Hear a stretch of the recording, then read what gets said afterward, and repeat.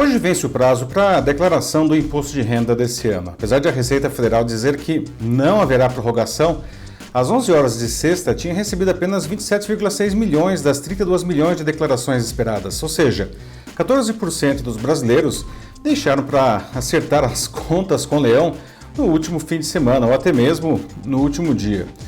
Se esse for o seu caso e não enviou a sua declaração, ainda pode haver esperança. A cada ano que passa, o processo fica mais simples e rápido. Normalmente gasta-se mais tempo coletando informes de rendimentos e comprovantes de pagamento que com a declaração em si. Pessoas com uma conta no site do governo federal ou donas de um certificado digital poderão receber o documento praticamente pré-preenchido, incluindo as suas fontes de receita. Se por um lado isso facilita consideravelmente essa inevitável tarefa, por outro deixa claro como o governo já possui uma enorme quantidade de informações sobre todos nós. Com a digitalização da vida, nosso rastreamento cresce exponencialmente, não? O que fazemos, o que ganhamos, o que compramos, onde e com quem estamos e muito mais está sendo continuamente observado e registrado, e não apenas pelo governo. Esse é um processo crescente e inevitável. As vidas daqueles que tinham a sonegação de impostos como esporte ficam cada vez mais difíceis. Eu sou Paulo Silvestre, consultor de mídia, cultura e transformação digital, e essa é mais uma pílula de cultura digital para começarmos bem a semana, disponível em vídeo e em podcast. Nada é mais certo nesse mundo do que a morte e os impostos, disse Benjamin Franklin ainda no século XVIII. E o notável político e cientista americano nem de longe poderia imaginar o cenário em que vivemos hoje com essa quase onisciência digital do governo sobre os cidadãos.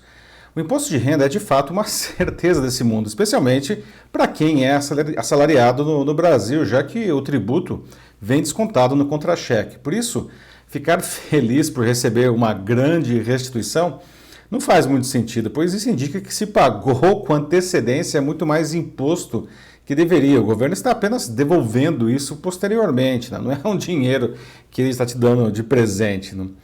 Dado que estamos indiscutivelmente sendo mesmo rastreados pelo governo, por empresas e sabe-se lá mais por quem, não, precisamos tirar algum benefício disso. Não?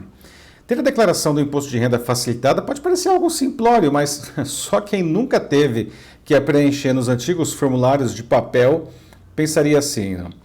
Desde a minha primeira declaração de imposto de renda, tive a oportunidade de fazer isso de maneira digital, mas eu me lembro, quando eu era criança ainda, de ver meu pai com complexos formulários da Receita, uma pilha de comprovantes em papel, lápis, caneta, calculadora, preenchendo a declaração do imposto de renda. Nem dava para terminar no mesmo dia. O procedimento era demorado e a chance de cometer erros era grande. Não? Depois ainda era necessário entregar os formulários pessoalmente. Nos anos 1990, ele começou a ser digitalizado. Em 1991, surgiu a primeira versão do programa que substituía os formulários em papel, mas a entrega ainda precisava ser feita pessoalmente em disquete, pois os brasileiros ainda não tinham acesso à internet. O envio online foi liberado em 1997 e a entrega em papel resistiu bravamente até 2010, último ano em que a Receita aceitou os velhos formulários. Nesses 30 anos, o sistema evoluiu muito, não? Até se tornar um dos melhores do mundo. Não? Do lado do governo, ele garante uma arrecadação mais eficiente. Do lado do contribuinte, ajuda a evitar erros e torna o processo antes penoso, algo que pode ser concluído com segurança em poucos minutos.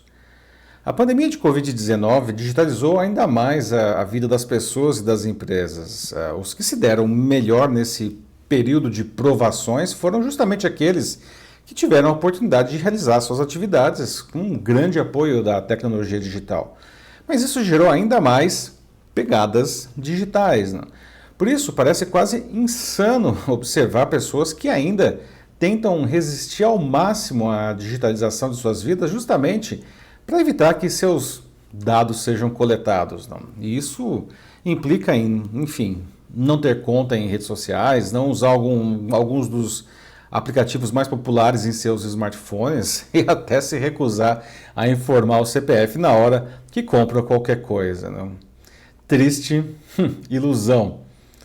Pode-se fazer tudo isso e mais e ainda assim ser rastreado de muitas formas. A maneira mais óbvia é pelo nosso smartphone, que está continuamente conosco, coletando e gerando dados sobre nós.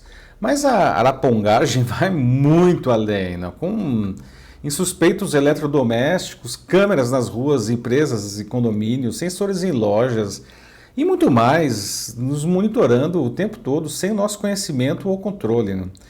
De fato, nossos dados têm um valor inestimável para governos e empresas. Não porque eles serão vendidos, mas porque, graças a eles, todos podem conhecer melhor o seu público e, dessa forma, melhorar os seus produtos, os seus serviços e o relacionamento com as pessoas.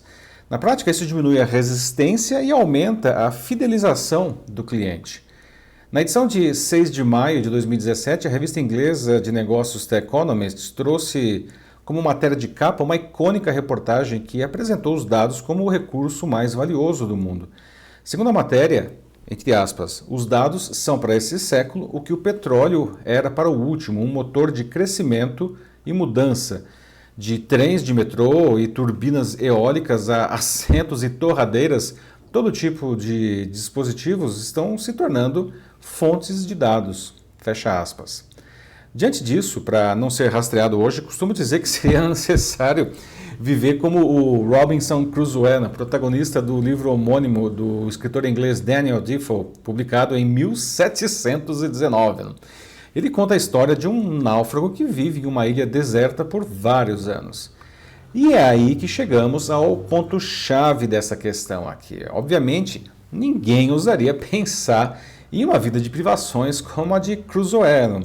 A vida moderna e particularmente as ferramentas digitais trazem benefícios inegáveis. O próprio smartphone, nosso arapongas de estimação, que carregamos para todo lado durante as 24 horas do dia, tornou-se uma ferramenta praticamente indispensável hoje, dada a quantidade de tarefas que fazemos com ele.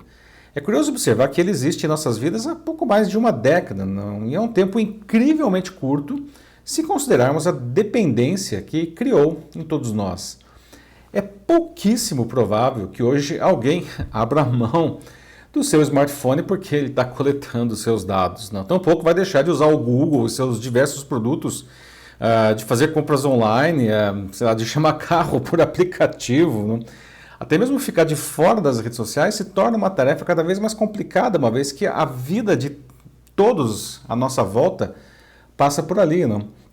O rastreamento de dados é inevitável e cada vez mais profundo e diverso. Assim, ao invés de inocentemente tentar escapar dele, a gente deve entender como ele funciona tanto quanto pudermos, para nos apropriarmos dessas ferramentas e tirar o máximo proveito do que elas podem nos oferecer. A coleta de seus dados vai acontecer de todo jeito. O benefício que você pode colher disso está aí, Não faz sentido recusar o segundo quando não se pode escapar do primeiro.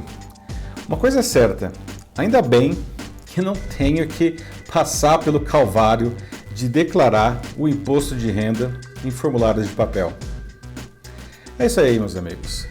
Então, me conta uma coisa, como vai a digitalização da sua vida, da sua empresa, da sua carreira? Você está tirando proveito real disso daí ou está apenas entregando as suas informações de graça? Se estiver em dúvida sobre como tirar proveito disso, manda uma mensagem aqui para mim. Eu sou Paulo Silvestre, consultor de mídia, cultura e transformação digital. Um fraternal abraço. Tchau!